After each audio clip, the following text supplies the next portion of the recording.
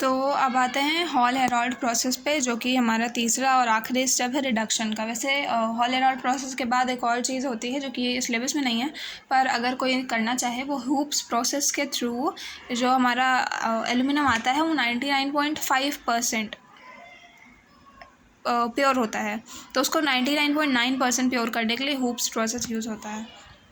ठीक है, तो हॉल हेराल्ड प्रोसेस से पहले कि रिडक्शन हम जो है सिंपली क्यों नहीं कर सकते हैं। शायद बोर्ड के स्पेसिमेन पेपर में क्वेश्चन था कि हम इलेक्ट्रिकली रिड्यूस क्यों करते हैं।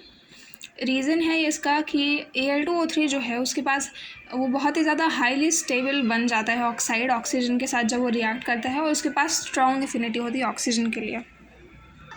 देखो यहाँ मैंने लिखा है, fused aluminum is electrically reduced because Al2O3 is a highly stable oxide and has a strong affinity for oxygen. ये जो एल्यूमिनियम था वो बहुत ज़्यादा एक्सपेंसिव था पुराने टाइम पे, लेकिन ये भी एक फैक्ट है कि एल्यूमिनियम जो है सबसे ज़्यादा पाए जाने वाला अर्थ के क्रस्ट पे मेटल है। जो सबसे ज़्यादा पाया जाता है वो सबसे ज़्यादा एक्सपेंसिव नहीं, लेकिन बहुत ज़्यादा एक्सपेंसिव था। तो कैसे हो सकता है? रीज़न ये है कि एल्यूमिनियम बहुत ज़्यादा पाया जाता था, पर उसको एक्सट्रैक्ट करना और से निकाल के एक एल्यूमिनियम मेटल बनाना बहुत ही ज़्यादा मुश्किल था। जब तक ये प्रोसेस नहीं आया था तब तक बहुत ही ज़्यादा डिफ़िकल्ट था, जिसकी वजह से एल्यूमिनियम बहुत ज़्यादा एक्सपेंसिव था। जैसे मेटल्स जैसे कि हमारा गोल्ड है या फिर प्लैटिनम है, सिल्वर है, ये सब कम पाए जाते हैं, इस वजह से ज़्यादा एक्सपेंसिव है। लेकिन एल्यूमिनियम ज़्यादा पाया जाता था, सबसे ज़्यादा पाए जाने वाला मेटल है। लेकिन मैं बात को रिपीट क्यों कर रही हूँ, लेकिन क्योंकि उसको एक्सट्रैक्ट करना मुश्किल था, इस वजह से एक्सपेंसिव था। मुझे बात बहुत ज़्यादा इंटरेस्टिंग लगती है, इस वजह से मैंने बताई। ठीक है, तो हम आगे बात करते हैं कि इस प्रोसेस की ज़रूरत क्या पड़ी। एक एल्यूमिनियम में ऐसा क्या प्रॉब्लम आया कि इस प्रोसेस की ज़रूरत पड़ी। सिंपली क्यों नहीं हम इलेक्ट्रोलिसिस से सिंपली क्यों नहीं हमने उसको रिड्यूस कर दिया। तो पहला चीज़, जब हम देखो रिड्यूस करते हैं तो हम एक लेते हैं वो जो भी कंटेनर होता है, जो भी चीज़ होती है उसमें इलेक्ट्रोलाइट क्या होता है, जिसको रिडक्शन करना है उसी को मॉल्टन स्टेट में ले लेंगे। जैसे कि हमें Al2O3.2H2O का रिडक्शन करना है, उसको मॉल्टन स्टेट में ले लो, मॉल्टन या फिर फ्यूज्ड एक ही बात है, तो उस स्टेट में ले लो। लेकिन प्रॉब्लम यह है कि Al2O3 जो है वो मेल्ट ही होता है 2050 डिग्री पे। इतना हाई टेम्परेचर तक जाने के लिए बहुत ज़्यादा इलेक्ट्रिसिटी चाहिए, और इस टेम्परेचर पे इस टेम्परेचर पे आने से पहले ही जो हमारा एल्यूमिनियम है, मेटल है, वो पहले ही चला जाएगा, वोलेटाइज हो जाएगा, वेपर बन जाएगा। तो इसका कोई फ़ायदा नहीं हुआ अगर बहुत ज़्यादा करंट यूज़ करके हम इतना टेम्परेचर लाएं और उससे पहले ही हमारा Al2O3 का जो एल है वो वेपर बन जाए, तो कोई फ़ायदा तो हुआ नहीं।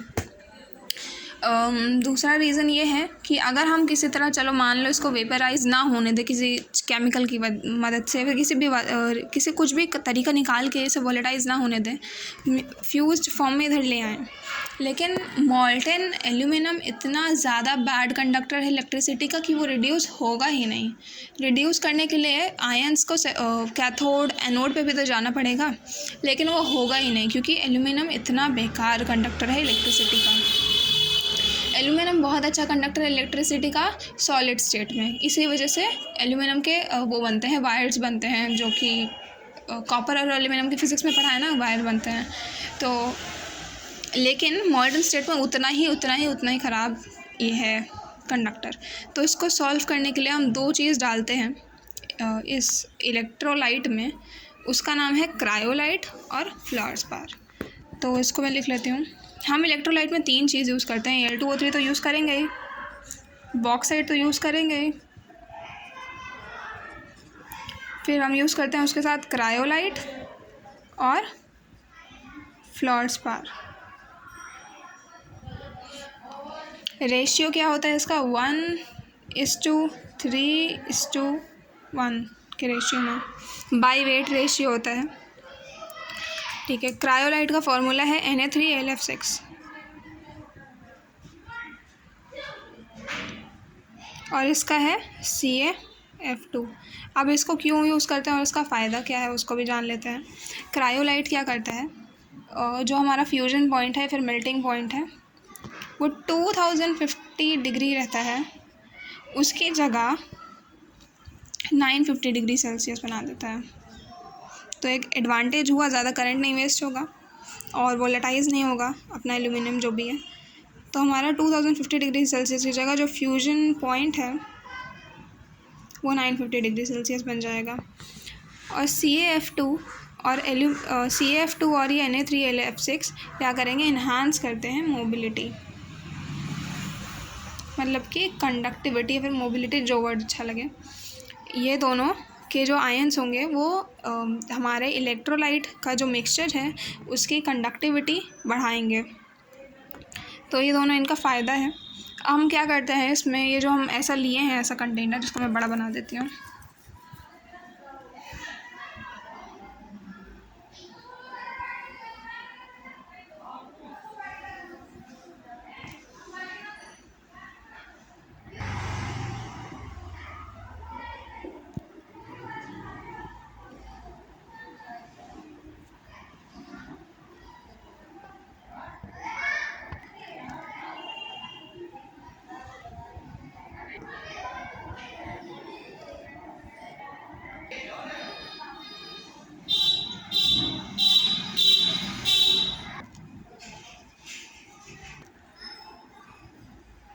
मैं बिल्कुल वैसे ही ड्राइंग बना रही हूँ जैसे यूट्यूब पे जो आर्टिस्ट होते हैं ऐसे लाइन खींचते हैं इधर से उधर, फिर अचानक से दिखाते हैं आर्ट अपनी, ऐसे में बना रही हूँ। मुझे पता है मैं तुम्हारा कीमती टाइम वेस्ट कर रही हूँ, पर ये मेरा बनाने का मन है ऐसे।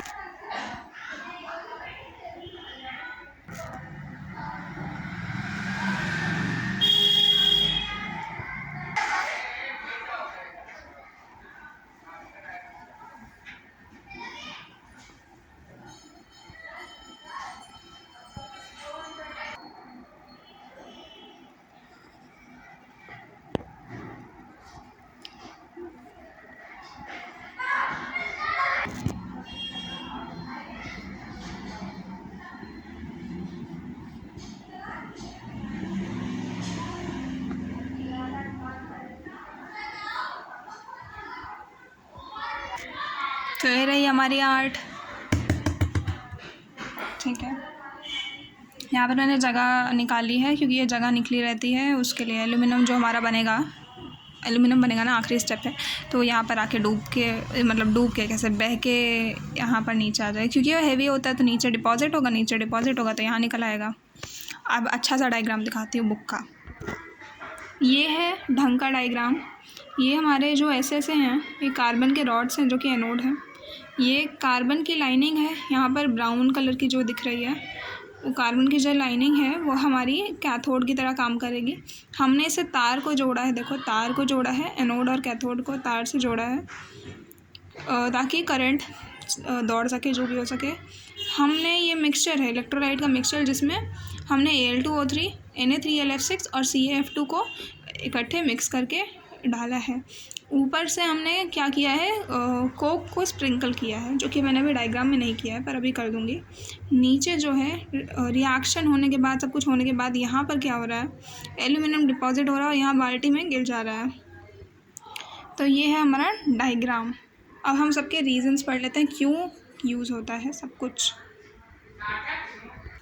थोड़ा सा कोक स्प्रिंकल कर दूँ मैं।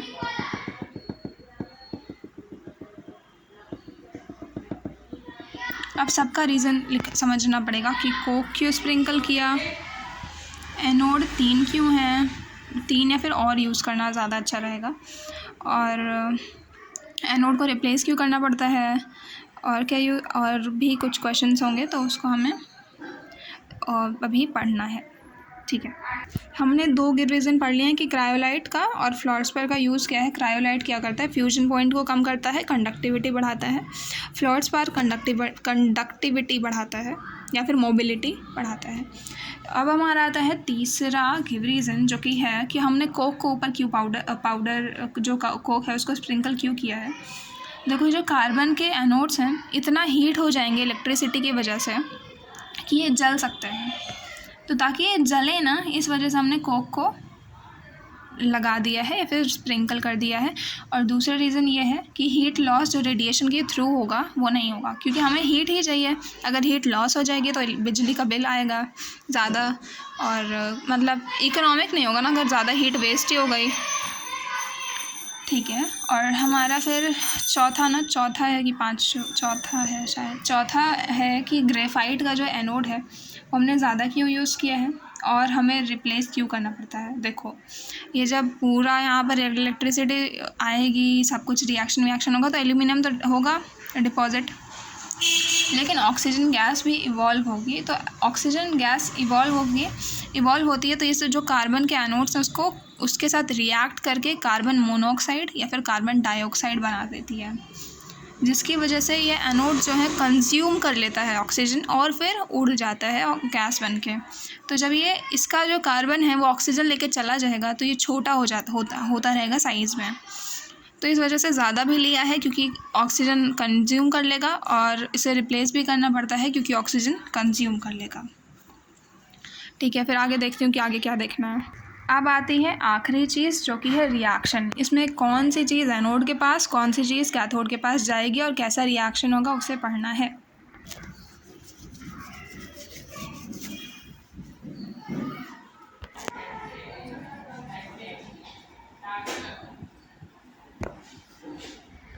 अब ये सब जब हीट होंगे तो इनके आयंस जो है इलेक्ट्रोलाइट में निकलेंगे। तो देखते हैं, देखो ये क्रायोलाइट के पास 3 एलिमेंट्स हैं।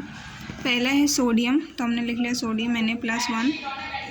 3 सोडियम है तो 3 Na+1 मैंने लिख दिया है। और हमारा निकलेगा एल्यूमिनियम जिसका वैलेंसी होती है +3। फिर हमारा आएगा फ्लोराइड जो कि 6 है और इसकी वैलेंसी होती है -1। CaF2 मतलब कि फ्लोरस्पार में कैल्शियम है जो कि होता है +2, एंड फ्लोरीन है जिसका वैलेंसी है -1।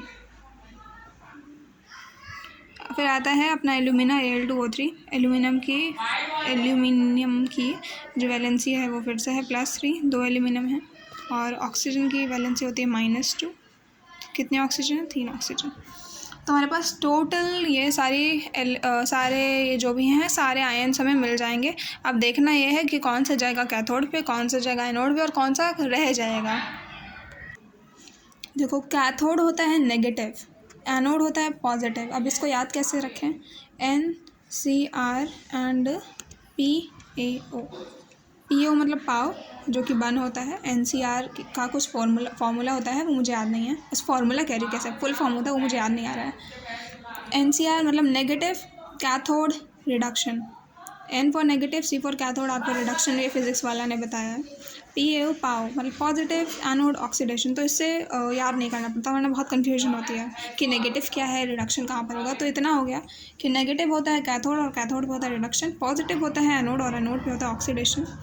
जहाँ नेगेटिव है वो क्या अट्रैक्ट करेगा? पॉजिटिव को। पॉजिटिव क्या है? एल्यूमिनियम, मतलब कि कैथोड के पास जाएगा पॉजिटिव एल्यूमिनियम। तो मैंने क्या किया, एल्यूमिनियम को मैं ले गई एनोड के पास नहीं, कैथोड के पास। तो Al+3 गया। कितने Al थे? 2 Al हैं।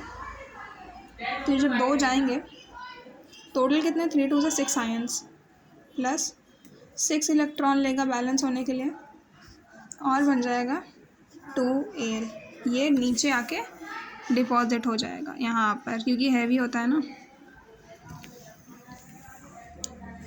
पॉजिटिव एनोड ऑक्सीडेशन, यहाँ पर क्या जाएगा? ऑक्सीजन जो कि हमारे पास 3 है, ये भी 6 इलेक्ट्रॉन्स नहीं ये लेगा क्यों? इसके पास इलेक्ट्रॉन्स ज़्यादा हैं, 6 इलेक्ट्रॉन इसके पास ज़्यादा हैं, इस वजह से इसके पास होगा लॉस ऑफ इलेक्ट्रॉन। तो क्या बन जाएगा? O2। यही O2 मैंने बताया था जो कि इवॉल्व होगा और ये एनोड के साथ रिएक्ट करेगा, कार्बन मोनोऑक्साइड या फिर डाइऑक्साइड बनाएगा। तो हम कह सकते हैं कैथोड के पास जो प्रोडक्ट आता है वो होता है प्योर एल्यूमिनियम मेटल, और एनोड के पास जो मेटल आता है, जो प्रोडक्ट आता है वो है ऑक्सीजन।